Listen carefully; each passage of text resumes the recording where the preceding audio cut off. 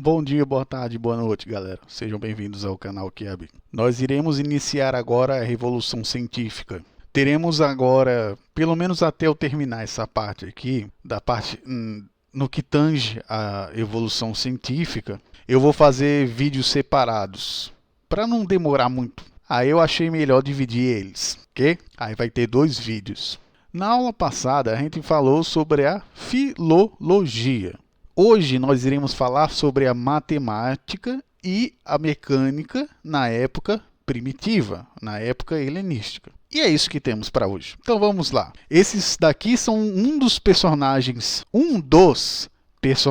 mais importantes da época helenística, que é o Euclides e o Arquimedes, principalmente para mim e também para todos os matemáticos e engenheiros que existem hoje em dia. Esses são os caras essenciais.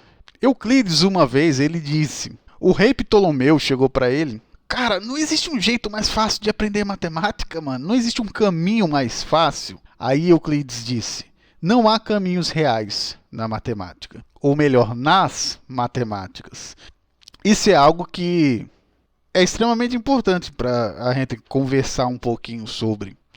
Porque o que mais é difícil na matemática não é fazer a conta. O mais difícil na matemática é você conseguir compreender a linguagem da matemática. Isso é uma coisa que me ocupa muito tempo. Não me ocupa muito tempo para aprender, mas ocupa muito tempo para eu ver como eu vou passar isso. Isso é algo que durou muitos e muitos anos. Eu tentando achar um jeito que fosse o mais fácil possível de ensinar matemática. Porque eu queria que a matemática ela fosse baseada em um porquê. E não apenas aprender a fazer conta. Mas você entender o porquê. Porquê da conta. E é exatamente esse o porquê da conta que o Euclides ele fala aqui. Não há caminhos reais nas matemáticas. Porque a matemática ela depende da astúcia. Ela depende muito da astúcia da pessoa, do raciocínio da pessoa. Isso é algo que você tem que ir desenvolvendo com coisas simples, que não é assim não é tão simples no sentido de você compreender. Esse é um grande problema quando nós falamos da linguagem matemática, porque ali você precisa pensar de verdade. Você precisa colocar tua mente para funcionar. E ela precisa ser extremamente criativa dentro das abordagens, das possíveis abordagens que você vai ter que fazer. Então não existe de fato caminhos reais nas matemáticas. Então muito antes de eu tentar ensinar matemática para vocês, eu preciso ensinar vocês a pensar fora da caixa. Esse é o primeiro ponto. E foi isso que eu comecei a descobrir, cara. Que não adianta ensinar matemática. A pessoa primeiro precisa aprender a pensar. Depois ganhar astúcia para depois a gente ir encaixando a matemática. Porque um dos fatores mais importantes da matemática é a razão e a proporção. Como é um dos casos que Euclides mais vazado era o que ele mais tentava abordar. A relação de razão e proporção das coisas. Isso é algo que falta na maioria da humanidade. Por isso que o cara não quer saber de matemática, cara. Porque lida com razão e proporção. E logo, se lida com razão e proporção, lida com precisão. Você precisa ser preciso. E as pessoas não gostam de precisão. Muitas das coisas que tem, até mesmo a ideia de equação, a álgebra, ela é delineada, na verdade, por razão e proporção, cara. Mas enfim, ele também falava sobre a operabilidade também da matemática, que são os conceitos iniciais, que, como eu sempre falo, é a coisa mais importante. Se você está se fudendo em álgebra, pode existir duas coisas, mas uma delas é a mais que eu tenho certeza que você não tá dando certo, tá meio ruim. É na tal da aritmética. Se não tiver aritmética, acabou-se. Ah, mas geometria, tal. Geometria, beleza, cara. Geometria, aprender geometria é uma coisa que é essencial. Mas mais essencial do que isso é a aritmética, cara. A base é a aritmética, caceta. É como se fosse, tipo, a gramática da matemática, pô. Não existe operabilidade sem noção de aritmética. Aí você toma no cu em qualquer coisa que você for fazer. Desde trigonometria até álgebra mesmo. Se você não tiver uma base de aritmética, mano, é pra você tomar no cu. E era nessas coisas que ele trabalhava muito, Euclides. Ele mais trabalhava na geometria, claro. Mas todos os postulados dele eram baseados, primeiramente, na pura e simples aritmética, para depois ir para a geometria.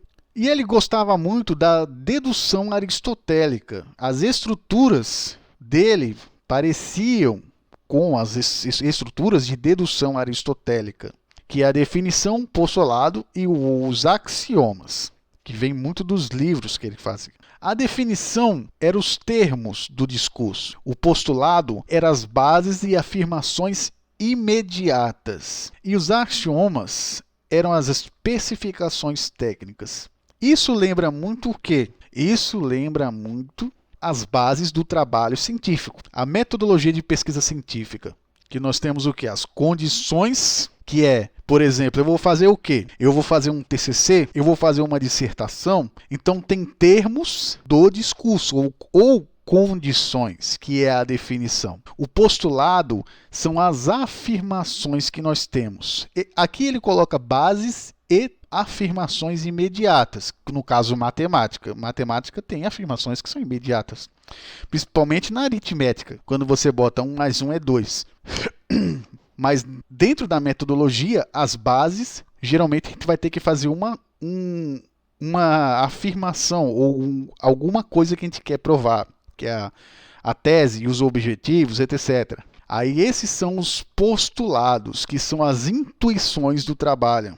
E por último, nós temos as especificações, que são os axiomas, que servem para ter termos de não contradição dentro do trabalho. Os axiomas são as especificações técnicas. No caso, é uma ligação que, no caso, se a gente fosse falar num TCC, seria as normas técnicas da ABNT. No caso, se fosse um TCC. Muitos dos trabalhos de Euclides, eles se baseavam nessas três questões aqui, que é a dedução aristotélica, que existe até hoje, a questão da dedução aristotélica.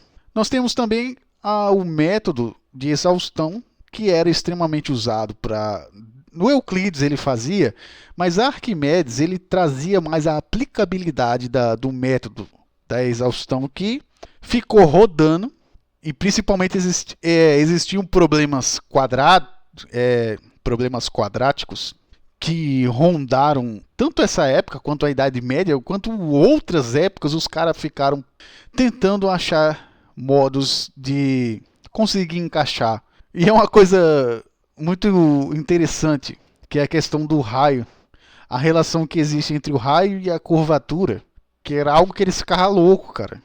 A exaustão era um método utilizado para encontrar a área de uma figura através da inscrição de N polígonos, cuja soma das áreas convergiam para a área da figura, onde estavam inscritos. Quanto menos fossem as áreas dos polígonos inscritos, maior precisão teria a área da figura. Era tipo o seguinte, vou tentar descrever para vocês isso daqui, porque isso aqui também tem a ver com séries infinitas, mas vamos lá. A gente não sabia a área, por exemplo, de um círculo. Aí, como a gente não sabia, a gente tinha que pegar um N polígonos, que seriam... Polígonos é a mesma coisa de figuras geométricas. Vamos dizer que são figuras geométricas, tá certo? Para não... Então, figuras, quadrados, aquelas porra toda lá. Tenha isso na tua mente. Aí tinha que ficar aumentando os polígonos, os lados do polígono, até conseguir completar a porra do círculo. Esse era o método de exaustão, num jeito bem prático de dizer mesmo. E que é, obviamente, que quanto menor for a área do negócio, era mais preciso, né, pô? Que aí não precisa nem dizer, né? Quanto maior, mais difícil é. Mas só que existia um grande problema aqui, que esse método, ele não encontrava, a gente não tinha como validar se a gente não conhecesse a figura. Como ele próprio diz aqui, tinha que ser previamente a gente conhecer a área da figura. Por mais que a gente não conhecesse a área, o fato é, entre aspas, não conhecesse a área, a gente tinha uma previsão do que ia acontecer. A gente sabia o que ia acontecer. Então, no caso, isso aqui não era tão preciso assim, na verdade. Mas era o que tinha para a época. Não dava para fazer muita coisa, não. Aí veio Arquimedes. Arquimedes foi um grande engenheiro, embora ele dissesse que a engenharia não era tão bom quanto a matemática. Ele falava isso daí, a engenharia é meu segundo trabalho. Meu verdadeiro trabalho é ser matemático. Ele não gostava de ser engenheiro, mas ele era um grande engenheiro, cara. Ele foi assassinado por um soldado romano. Mas ele foi tipo o seguinte, o cara era um gênio, construía vários maquinários filha da puta, mano. E o povo de Roma achava ele muito foda, mano. Aí quando invadiram lá a cidade onde ele vivia, sempre o cara lá o general disse pra não matar ele. Acontece que o filho da puta do soldado foi e matou ele, cara. tipo foi isso que aconteceu. Mas se eu fosse o general, eu mandava matar esse filho da puta, mano. Porque matar o Arquimedes, mano. Porra, é a mesma coisa de matar a Hipátia, mano. Acabou com uma das mentes mais fodas da época, cara. Tenho certeza que se ele tivesse continuado vivo, a gente teria robôs mais cedo, cara. O cara era muito foda. Então ele trabalhava com a integração dos trabalhos do Euclides através da via mecânica e através da via geométrica. E também trabalhava muito as relações trigonométricas. É aquela coisa que você deve ter escutado na escola. Seno, cosseno, tangente. Então ele trabalhava muito nessa questão de, não só na matemática, como o Euclides, mas também trabalhava na via mecânica, que era botando em prática todo o conhecimento geométrico que ele tinha. Por isso que ele fazia aquelas máquinas do caralho, mano. Porque tem que ter um conhecimento de geometria, filho da puta, para você conseguir desenvolver máquinas, principalmente robôs. Se você quiser seguir a área da robótica, você tem que entender de geometria e trigonometria, cara. Sinto muito, mano. Aí aqui a gente também tem o equilíbrio dos planos. Esse daqui eu já falei na aula lá de PHTLS. A estática, eu falei. A questão da alavanca. Esse daqui é muito foda, pô, essa questão da alavanca. Ele mesmo dizia, pode botar, chefe. Pode botar qualquer porra aí que eu levanto aí. A alavanca é um objeto rígido que é usado com um ponto fixo, apropriado para multiplicar a força mecânica, que pode ser aplicada a um outro objeto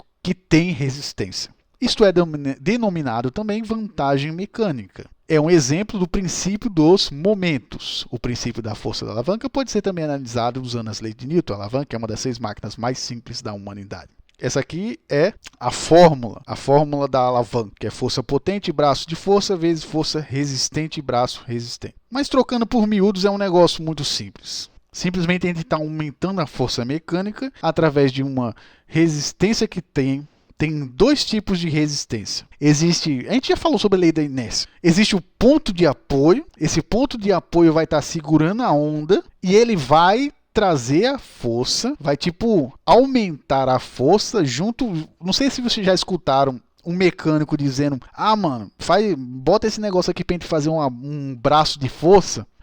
Aí você bota o braço de força, fica foda pra caralho. É o princípio da alavanca, pô. Que aí, no caso, esse objeto rígido, que vai ser o braço de força, ele vai servir como um ponto de apoio que vai multiplicar a força que você tem. Antes você tinha uma força, mas com esse ponto de apoio você vai ter mais, porque existe um objeto rígido que tivesse como se ele estivesse emprestando, através da sua resistência, mais força. Essa é a ideia da alavanca. A estática aqui eu não vou falar muito não, mas tem a ver com corpos extensos, tá certo? Aí, se você quiser ver o vídeo lá de PHTLS, dessa semana eu vou falar mais um pouquinho sobre a estática. Corpos flutuantes. Isso aqui foi muito mais da hora, cara. Que foi o negócio da coroa. Que o cara chegou pra ele lá e disse: mano, eu acho que esse cara tá me passando a perna. O rei diz: Arquimedes, preciso que você me prove uma coisa. Esse cara tá roubando ouro de mim. Ou melhor, da minha pessoa. Esse cara tá roubando ouro da minha pessoa e eu quero que você descubra.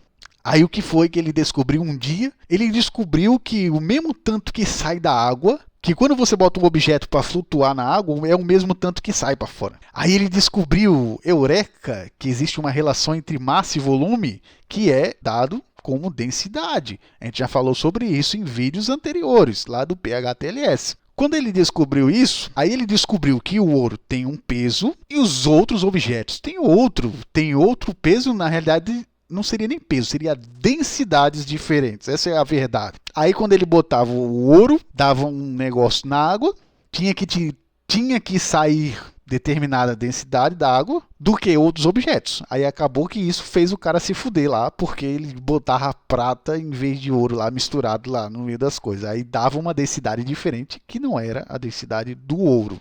E por último nós temos o arenário, que foi um bang que ele fez lá com grãos. Lembra muito o Anaxágoras, como eu disse para vocês.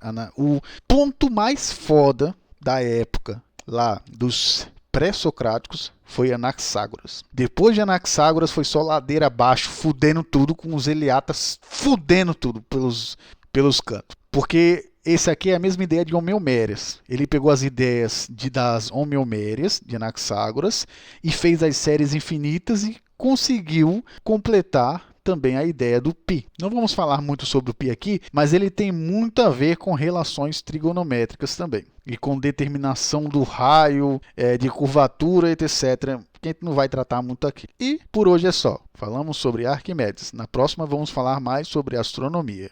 Então até a próxima aí. Valeu!